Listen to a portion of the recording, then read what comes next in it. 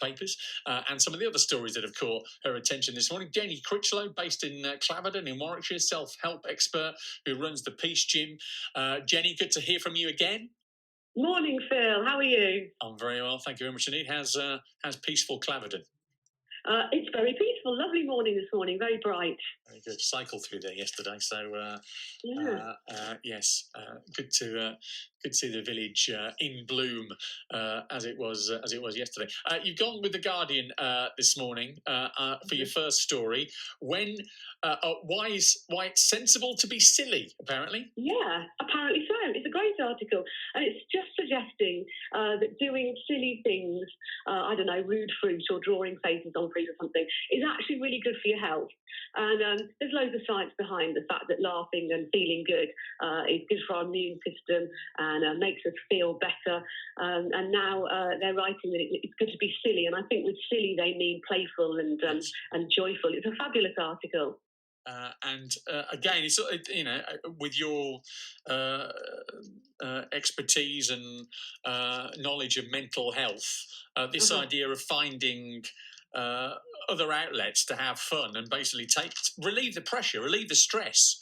That's essentially what this is all about, isn't it? Well, yeah, and really what we do, and I think the British are the best at this, I really do, is that we use humour to reframe what it is we're looking at. It doesn't mean that there aren't terrible situations, but when we use humour to reframe it, it allows our body to relax. Even laughter just relaxes our muscles at the very basics of things. And so, yeah, using humour helps us through all different kinds of situations. Some that you highlighted in Twitter this morning, because you said you were going to come on this morning and do the paper review on your Twitter feed, Jenny, this morning. You're good. One tries. This story you've picked up in the Mirror of a shopper in Aldi. What's he come across here? She has come across Jesus appearing on a potato. I'm actually looking at the picture right now on my screen. Looks a bit more like Bob Marley to me, but there we go. Okay, all right.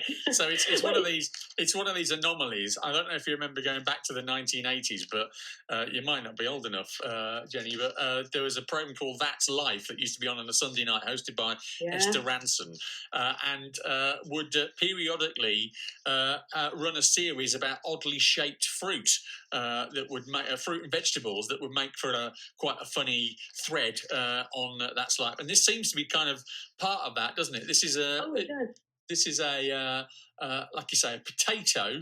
And I know I'm looking at the same picture as well this morning. I know what you mean about Bob Marley, because he's kind of looks like he's got the dreadlock sort of hair, doesn't he? Yeah, and that's what we do. I mean, first of all, the joy of people finding Jesus on things. No one ever finds Buddha.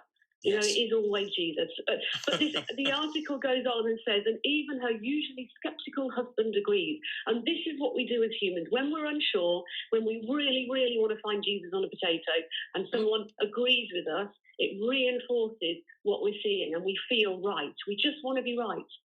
And this is just wonderful. It is wonderful. Please look at the picture. It's definitely Bob Marley. In the Mirror this morning. Let's go to the Sun. And this is the story of a couple who slept on the roof of their car, apparently. Yeah. What made them do that? Well, I'm not sure. But they were on their staycation. They had kids, and they couldn't find anywhere to camp. And so they left the kids in the car to sleep, and they went onto their roof, which isn't really explained, but how I would see it is that I just think the last 6 months has brought out the best and the worst in all of us. And I just think it shows really wonderful adaptation of humans. Aren't we fantastic? It's like the kids could sleep in the car and we'll climb on this very bendy, uncomfortable roof. There might have been some nice grass to lie on, but no, we'll do the roof. And then someone took a photo and sent it in. So, I suppose we should be thankful that at least they sacrificed themselves and let the kids have the car, and then put the kids on the car roof. But yeah, I think they would have been arrested for that one. They couldn't have taken a photo. But again, it just shows you the popularity of campsites and staycations, that they've gone to this campsite. The campsite was so full they've ended up having to resort to sleeping on the roof of their own car. Just speaks volumes. It's written as staycation hell, but actually I think it's actually probably quite fun. Okay. And finally for now, Jenny, the Cobb tell, the back that, the threat that we could be back in lockdown within a couple of weeks' time from now? Well, this headline is back in lockdown by the end of August. And firstly, it is the end of August and we're not in lockdown. And that was written today. And I think it's fabulous about how if we've just talked about how staying positive and seeing the funny side of things and finding Jesus in fruit makes us feel better and is good for our immunity. And then what we're looking at, I could have found that kind of headline in any paper I looked at, is that fear sells. And so we're really looking at... Why does fear sell? I mean, given, again, your expertise, Jenny, what is it about fear that causes us to perk up, take attention of, and buy into, if you like, more than positivity and uplifting stories? Because the news often gets criticised for being full of doom and gloom, but, we know that those are the stories that grab people's attention. What is it about us that means we're drawn to that more so than the positive and uplifting stuff? In some ways, it's kind of exciting, especially when we're reading it's always safe from it. Is that in many ways nowadays we're too safe. And our body systems are sitting in a room where there's no danger, there's no tigers, we don't have to go and fight anything, we don't have to fight for our food, or we don't have to fight for our shelter unless we're sleeping on top of a car. And so we sit around in a very numb situation, and fear excites us. It sets off that little response that's fight or flight, and it allows our body systems to be entertained. And again, the fear of things entertains us. It's quite strange with humans. There's part of us that enjoys the negative side of stuff, and the positive side tends to be a bit boring. Yeah. And that's the challenge, I suppose, isn't it? And that's why people like yourself, and as you have been, just these last 5 minutes you've been on the air, Jenny, are trying to sell, and that's what you've been doing. The positive things, the silly things, picking out potatoes that look like Bob Marley or Jesus.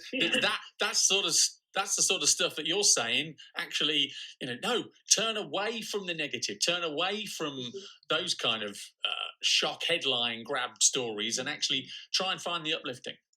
Yes, and we will defend our right to be miserable to the death. But actually, the positive stuff is better for us. Yeah.